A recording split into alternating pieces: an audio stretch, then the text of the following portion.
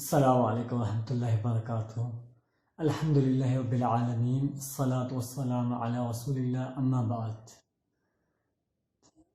رب اشرح لی صدری ویسر لی امری واحلل عقدۃ من لسانی یفقہوا قولی۔ اللہم صل علی محمد وعلی آل محمد کما صلیت علی ابراہیم وعلی آل ابراہیم انک حمید مجید۔ اللہم بارک علی محمد وعلی آل محمد كما باركت على إبراهيم وعلى آل إبراهيم إنك حميد مجيد۔ درود و سلام ہو آپ صلی اللہ علیہ وسلم پر اور آپ صلی اللہ علیہ وسلم کی آل پر۔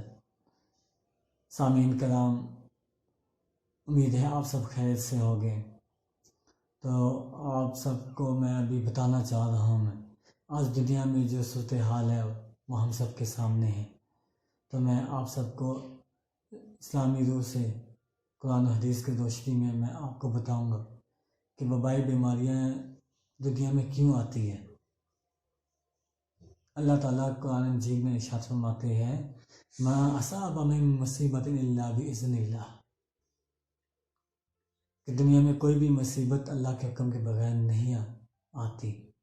اس بات میں کوئی شک نہیں ہے کہ کوئی بھی مصیبت آ ہی نہیں سکتی اللہ کے حکم کے بغیر۔ تو یہ مصیبتیں اور بلائیں کیوں آتی ہے، یہ بیماریاں کیوں آتی ہے، اس کی کیا وجہ ہے؟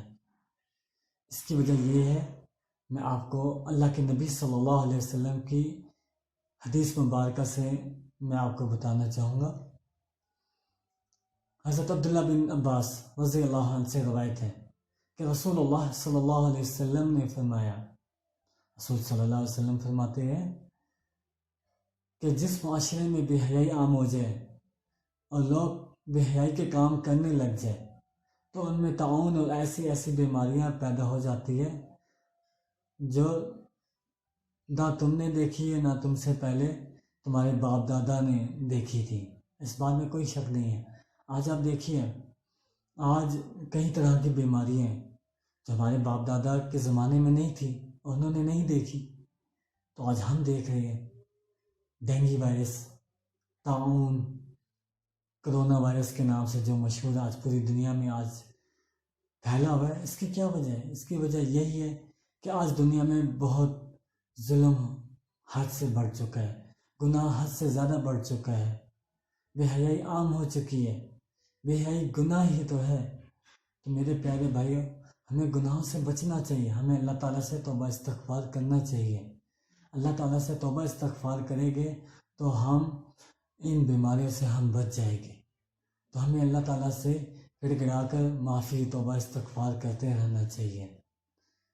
امید ہے کہ آپ سب کو میری ویڈیو پسند آئی ہوگی۔ تو اگر آپ کو میری ویڈیو پسند آئے تو ضرور آپ میری ویڈیو کو